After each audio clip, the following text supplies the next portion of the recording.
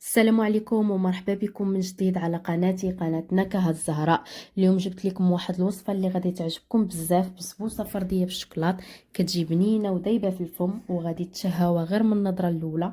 خدمت بهذا الشكل الفردي باش تكون زوينه في التقديم وسهله حتى في الضيافه، وزدت عليها كريمه من الفوق باش تعطي داك اللمسه اللي كتبرز الوصفه وتخليها تبان فخمه بلا ما تكلفكم بزاف. طريقه سهله والمكونات موجودين في كل دار. تابعوا معايا الخطوات باش تخرج لكم ناجحه من اول تجربه. غادي نحتاجو في المقادير، غادي نبداو على بركه الله ب3 ديال البيضات اللي يكونوا بحراره ديال المطبخ. غادي نحتاج كاس مع مرش ديال الزيت، القياسات كاملين بقياس كاس ديال العنبه، كاس مع مرش ديال السكر سنيده، كاس ديال الحليب، ساشي ديال الفاني، 2 معالق كبار ديال الكاكاو، وجوج خمارات من فئة 8 غرام، 2 كؤوس ديال السميد الخاص بالحرشة والبسبوسة، نص كاس ديال الدقيق. غادي نخلط كل شيء لمدة ديال 3 دقائق ولا 4 دقائق حتى يتخلطوا لي المكونات مزيان. في هذا الاثناء كنكون مسخنه الفران ديالي على درجة الحرارة 180 ودهنه ليمول ديالي بالزبدة ورشاهم بسميده باش منين نخلط الخليط ديالي مباشره نكبو فيهم باش ما تنشفش ليا السميده وكندخلهم يطيبوا. في هذا الاثناء غادي ندوز باش نحضر السيرو باش يبرد ليا. كنحتاج فيه كاس ديال الماء، نص كاس ديال السكر والشوكولات. انا استعملت بديل الشوكولا، تقدروا تستعملوا بحالي بديل الشوكولا، تقدروا تستعملوا بودره ديال الشوكولاته الا كانت متوفره عندكم. وغادي نحطو فوق النار حتى يذوب ليا الشوكولات مزيان. غادي ناخذ كيس بلاستيكي ونحط فيه الكوك وغادي ندير فيه ساشي ديال الكاكاو وغادي نبدا نخلط كل شيء في كيس بلاستيكي.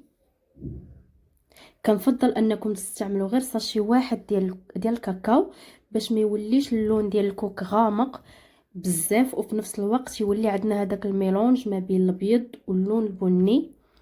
انتما غادي تشوفوا كيفاش كيولي على هذا الشكل، كيعطي واحد المنظر رائع للبسبوسه. في هذا الاثناء كتكون البسبوسه ديالي طابت، كنخرجها من الفران وكنزولها من الليمون راها كتحيد بسهوله. في هذا الاثناء غادي ندوز باش نسقيها.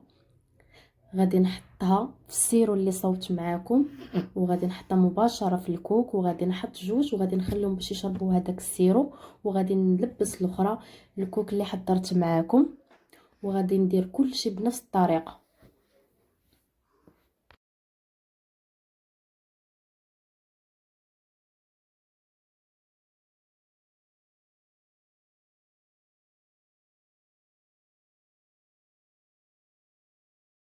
هاد الاثناء غادي ندوز باش نحضر الكريمه ديالي اللي غادي نحتاج فيها لاموس ديال الشوكولا. غادي نحتاج ساشي كامل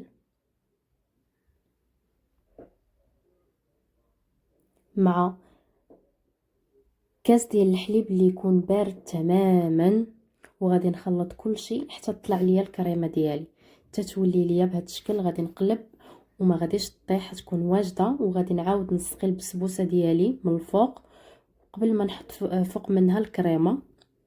وغادي نبدا نحط الكريمه ديالي بشكل عادي. غادي ندير كل شيء بنفس الطريقه حتى نكمل البسبوسه ديالي كامله.